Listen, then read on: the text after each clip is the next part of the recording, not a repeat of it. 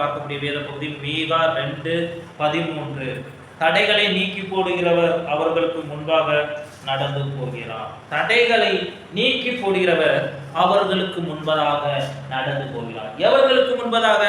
யார்களுக்கெல்லாம் தடையாக இருக்கிறதோ, யாருக்கெல்லாம் தடை இருக்கிறதோ, முன்னேற முடியாதபடி தடை இருக்கிறதோ, கஷ்டம் என்னும் தடை இருக்கிறதோ, ஏதாவது ஒரு காரியத்துல எல்லாவற்றையும் தோல்வி, என்ன செய்யணும்னு தெரியாத தடை இருக்கிறதோ, குழப்பத்தோடு இருக்கிற தடை இருக்கிறதோ, அப்படி தடை யாருக்கெல்லாம் காணப்படுகிறதோ அவர்களின் முன்பதாக உன்னுடைய தேவன், நீ வணங்குற தேவன் அவர்களுக்கு முன்பதாக கடந்து செல்வார்.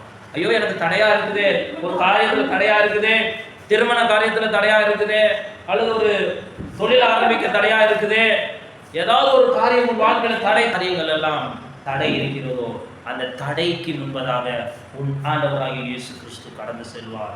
ஏன் கடந்து செல்வார் என்றால், உன் தடைகளை உடைத்து போடும்படியாக. அன்று இஸ்ரவேல் ஜனங்களுக்கு முன்பதாக கடந்து சென்றார். யோர்தானை 2ஆக பிளக்க வைத்தார். செங்கடலை 2ஆக பிளக்க வைத்து அந்த தடையை உடைத்து கொண்டு வந்தார். அது பாருங்க, இனி அவ்வளவுதான், நம்ம இங்கதான் மாண்டு போறோம், நீ அவ்வளவுதான், எங்களுடைய வாழ்க்கை முடிஞ்சது என்று சொல்லி அந்த மரண பயத்துல இருக்கும் பொழுதுதான் பின்னாடி சேனை, பார்வோன் சேனை அவர்களை அழித்து விடலாம் என்று தைரியமாக வந்த நேரம்தான் தடைகளை நீக்கி போடுகிறவர் அவர்களுக்கு முன்பதாக அந்த தடையை நீக்கி போட்டார்.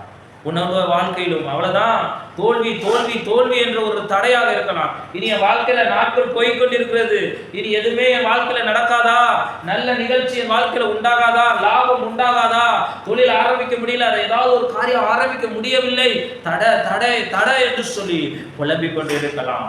தடைகளை உடைக்கிறவர் அன்று இஸ்ரவேல் ஜனங்களுக்கு முன்பதாக கடந்து போனது போல் இன்றும் உனக்கு முன்பதாக கடந்து செல்வார். எப்பொழுது என்றால், அந்த தடைகளை நீக்கி போடுகிற அந்த தேவனை நோக்கி நீ பார்க்கும் பொழுது. அல்லேலூயா. அன்று எரிகோ என்னும் தடையாகிய கோட்டை இருந்த பொழுது அவர்களை நோக்கி தேவனை நோக்கி அவர்கள் துதிக்க ஆரம்பித்தார்கள். அந்த தடை உடைந்தது. அதே போல நீங்களும் தேவனை நோக்கி பார்க்கும்போது தடை உடையும். ஏனென்றால் தடையை நீக்கி போடுகிறவர் உங்களுக்கு முன்பதாக நடந்து செல்கிறார்.